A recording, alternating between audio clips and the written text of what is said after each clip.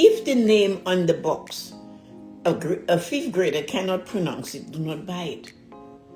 And then he said, if your grandmother doesn't know the item, leave it out, leave it alone. So you're not alone though. Millions around the world are holding their breath with you this week. They're paralyzed by the fear that their basic everyday survival has become a luxury they can no longer afford. And in some cases, it might not apply to everyone, but that's what is happening. You see it, you hear it, and you maybe have noticed it, or you have noticed watching. Have you ever stood in that grocery line watching the register total climb higher and higher while your heart beats faster? You're trying to look calm. You smile at the cashier. You might even make small talk about the weather. But inside your stomach, you're looking at it and it is tuning. You reach into your wallet. You pull out your card to tap or swipe. And you're literally holding your breath for 2 or 3 agonizing seconds. You're completely frozen. You're standing you're staring at the tiny little digital screen, desperately praying it says approve instead of decline. Many people are experiencing it today. Many people are experiencing just that. Your chest is tight, the jitters are real, the worry is suffocating. So I have something to say. It's like a message I have to deliver because I've known this. Not to find myself there, but I knew when I observed it at the supermarket, you have to be prepared. You see, the thing about this situation is not that we did it ourselves. The world is going through its turmoil and we are part of it, and we have to take a little bit of control for ourselves. So the true prosperity though is not about how much you can accumulate. It is about reclaiming your peace of mind before you even walk through those supermarket doors. You do not have to live at the mercy of a piece of plastic card. You do not have to let a grocery store register steal your dignity. So what I want to pull through for you today is the moments that people are going through. You have to have an analogy. So this one though, a captain of a sailing ship, this one is, they know there's going to be a heavy storm. So a wise captain doesn't wait until the waves are crashing over the deck to check to see if the hull has holes. No. They inspect the ship before they leave the harbor. They know exactly what they have on board. They secure the hatches and they navigate with a steady hand. But what do? We walk into the supermarket already in a storm, blindfolded. We walk into the grocery store completely blind, honestly, pushing a cart, throwing items and guessing the math and letting our anxiety build with every single box we pick up. We are letting the storm navigate us. So you are not here right now, but you might have a granddaughter, a grandson, a niece, a nephew, somebody, and this is the tips for them. So here is the bottom line. If you do not anchor your mind in truth before you enter the marketplace will consume your peace, take over your mind. And you have to remember that. So you get 3 tips when I talk to you. So how do we fix this thing?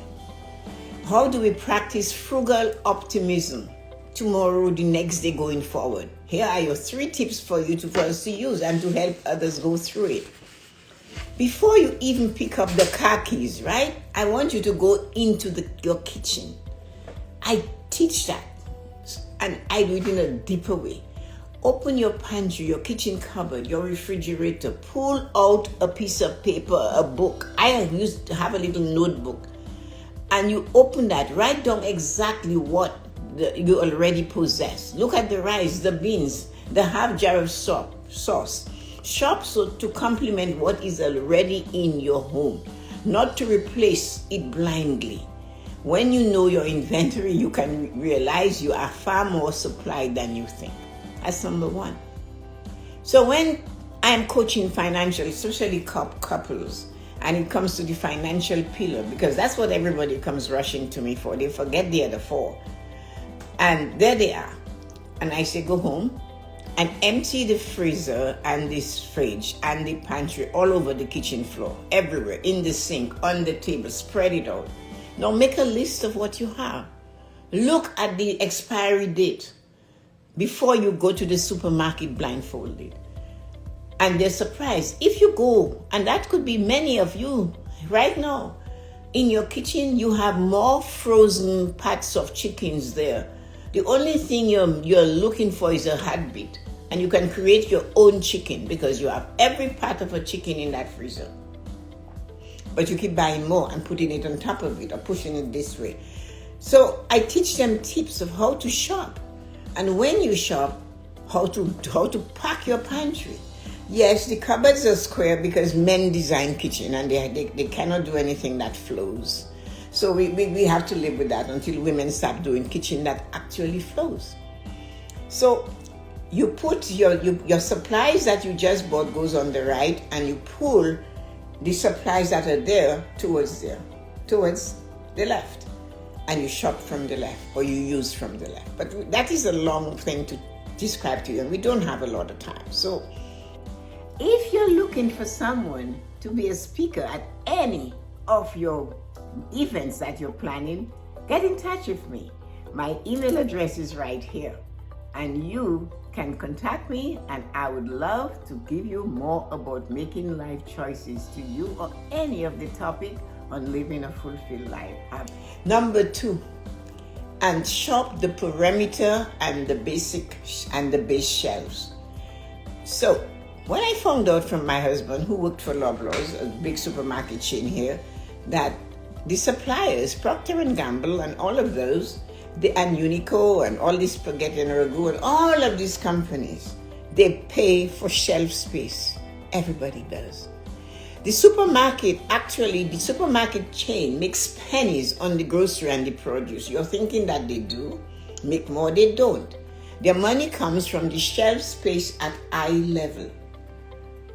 Because we as humans, we do not want to stress ourselves and bend down to the base shelves and choose. The no-name brands, he told me, is a continuation of the supplier producing high-quality cheeses under a name of the brand names. And then they have it over. So the supermarket buys it to them under their brand name, and they call it No Frills or whatever they are. And that's what happens. And so before you shop, Unico has been in the world forever. If it was a rotten type of pasta and sauces, you think Unico would still be, or Ragu? But we go for the brand name. And if you put a teaspoon of each, no one can really tell you the difference unless there is a spice. So when you walk into that supermarket, remember that it's designed to manipulate your stress, to take your money from you.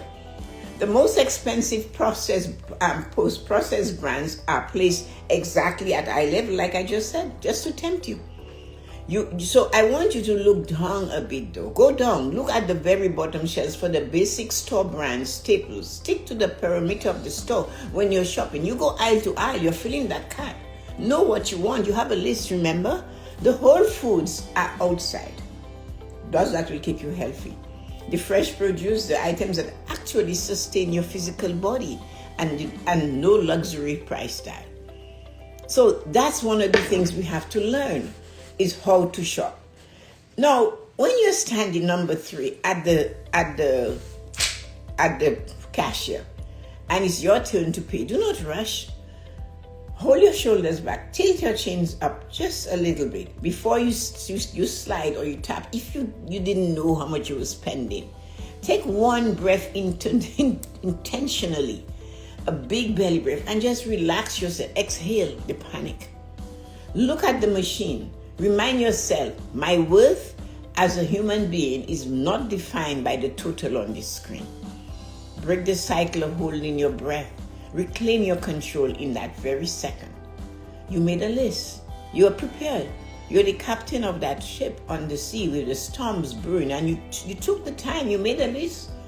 So you know how much you have. You know what you already have at home. You're complementing what you already possess by what you're shopping with. And you work from there. When Michael was in his science class once, he said to me, Mom, if the name on the box a fifth grader cannot pronounce it, do not buy it. And then he said, if your grandmother doesn't know the item, leave it out, leave it alone. So, and he was just, I guess he learned it in school. He passed it to me that day, and I haven't forgotten that. So, you have to remember, you have to do stuff. Or your homework, though, for this, just to try this, is a time for homework. Tomorrow, when you do your shopping or whenever, I want you to apply number 3. I want you to do actively practice breathing to reset your breath. Do not panic, because that is when you put in the wrong PIN number. That is when you cannot find your card. You have to be prepared. Proper preparation prevents poor performance. The 5 P's. There was no excuse in the house that I was raised in. My dad said, you only failed because you weren't prepared. And he said, here are the 5 P's. Proper preparation prevents poor performance. So when you see people, if you see the boat is just, tossing and turning in the harbor, the captain did not prepare. When you find yourself frackled and rackled at the cash register, you did not prepare. So reset your breath right at the cash register. Prove to yourself that you can hold your peace even while the numbers are climbing. Write your list tonight, and then take control of the ship. You're in charge. So the economy may be shaking, but your spirit does not have to shake with it. I always preach to you, because I don't say I teach. This is a preaching. I do this part of it so often, that what happens outside of you should not affect what is going on inside of you. We need to figure this out a little bit more intentionally. Yes, the economy is doing that. All their mouths are big and they cannot stop talking. Their fingers are flying. And then those bringing the news on, everything is worse than 10, 20, 40 years ago. Everything. That's what they're saying. But if you hold your peace and you say, no, that does not affect me. No, 40 years ago, I couldn't afford to buy a steak. Today I can. You see, so you're preventing their madness from affecting your belief, what you know for sure that is inside of you. So when the economy is shaking, you have to make sure you do not allow it to shake your spirit with it. So the blessing is that may your pantry be filled with nourishment. May your mind be anchored in clarity, and may your heart be so full of divine peace that no financial indicator can cause you to steal your joy. And the thing, as I said, walk in dignity. Because things are not going so well, you don't have to, it's not going to change it, is it? So you might as well just dress your best today.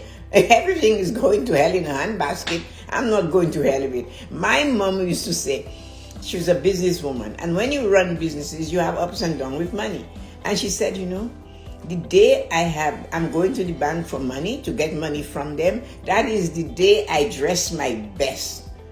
And she said, I am completely dressed. I walk in there and you think I am going to give the bank a loan instead of I'm looking for a business loan. So it's how you feel. Build that core of you. Walk in and remember that life is already deeply rich. You're alive. You have this life, and it's a wonderful and amazing life. So thank you so much, guys, for listening. And if this blessing for today you don't need it, and you heard it, then you need to repeat it to somebody along the way that you will find. You don't have to just call them and say, hey, but somebody will tell you about how expensive things are becoming. And maybe you can tell them, although the item is on the bottom shelf, it doesn't mean it's garbage. And look at those companies on the bottom shelf. They know they will sell because they have sustainability. They have been there. They have longevity. And it's the razzle and the dazzle on the top shelf that we are going for. And sometimes, the razzle and the dazzle, when you bring it home, it's not the same, is it? So today, have an amazing and wonderful day. And remember, you are in charge of your destiny. The crashing of the world and the falling of everything is happening outside of you. The true and the most amazing thing is what comes out from inside of you.